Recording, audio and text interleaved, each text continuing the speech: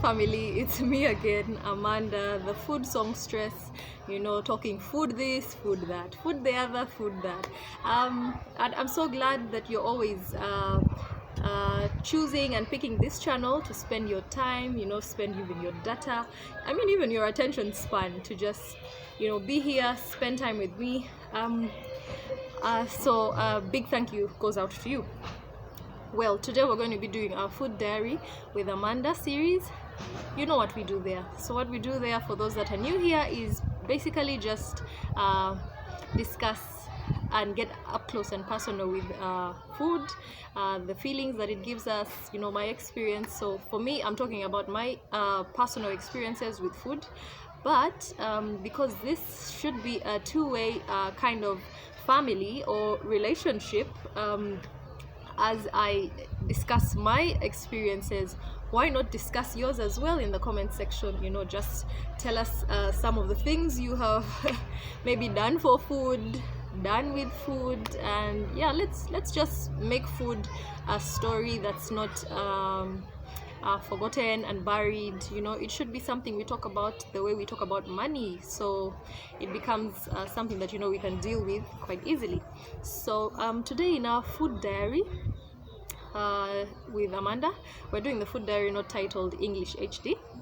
Enjoy yourselves as you take a listen. What do we call a person who watches you eat your food with a side eye? Wants a bite but instead does you some supplementary swallowing. What do we call a visitor who puts on either a super serious or absent-minded face with a modest twist to it when he sees food being brought to his table? What term is used for a person who finishes his food faster than lightning can strike, regardless of the portion he is served? Let's also ask about the people who pack their plates for the optical satiety and then eat barely half of this food. Is there a name for them? Is English really doing the food scene a fine job, or do we need to borrow a wider array of languages and deem them international as well? Maybe even cocktail English with other languages so we can cover more base of what we wish to express. After all, freedom of expression is a human right. Yeah, so that's done. It was titled English HD. While I was writing this, or before I wrote this, my mind was tuned to a point where, there are just some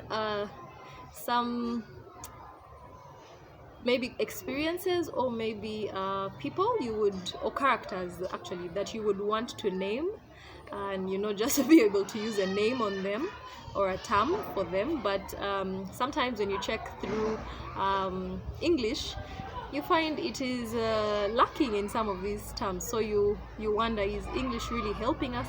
Yes, of course it's helping us communicate and pass on messages, but there are just some terms that you'd really wish to express, but you just can't find the right words or the right name for that character in English.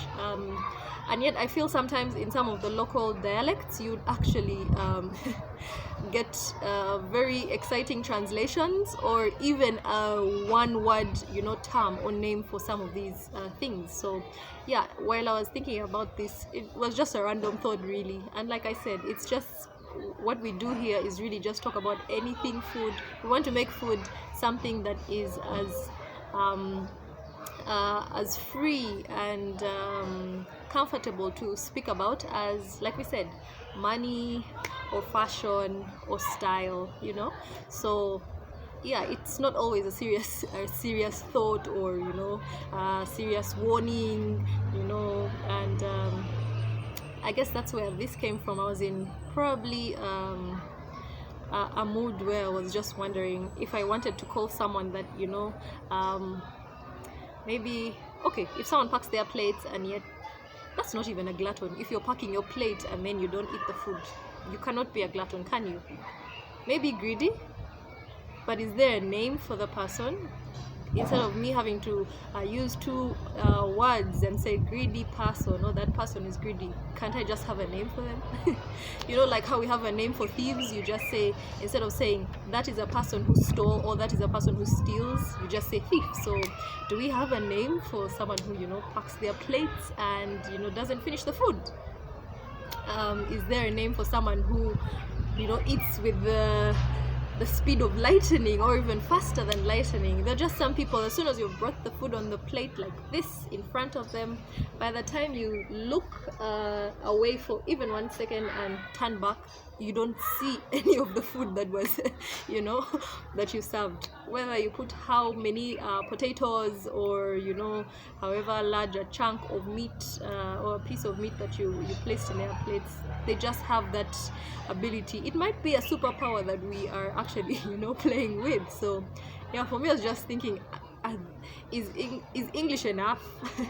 Or can we just, you know, probably in an endeavor to make a better world, a more inclusive world, you know, especially during these times where also Black Lives Matter. I mean, even Black Lives languages matter.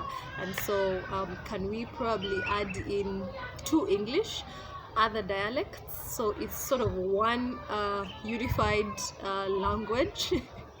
So in case we need to, you know, grab a name for something or someone or a character, we can actually just borrow from here and there and, you know, mix it up with English and express exactly what we want to mean. Yeah, so that's where this all came from. I don't know what you think. You could let me know. I'm dying to actually hear what you say about this, and let us know also about what your experiences with food have been. You know, what's food making you think about? What's food making you feel? What's food making you act like? Some people are super angry, either because of a lack of food or because of too much food. So yeah, talk to us. Let's hear you as you hear us as well. For those that haven't subscribed, you know what to do. Just click on the subscribe button, and don't forget to click on the bell that's right next to it, so you're always notified. You know, I'm always here to give you more content and, you know, just be with you every step of the way as we demystify food and, you know, all its relatives, friends, just to make sure that food is a safe space, food is a safe place, food is a happy place, and food is not an abusive space as well. So until next time when we do Food Diary with Amanda, please do remember that good food is the root of a very happy body. So eat good food for yourself. Until next time, cheers, bye.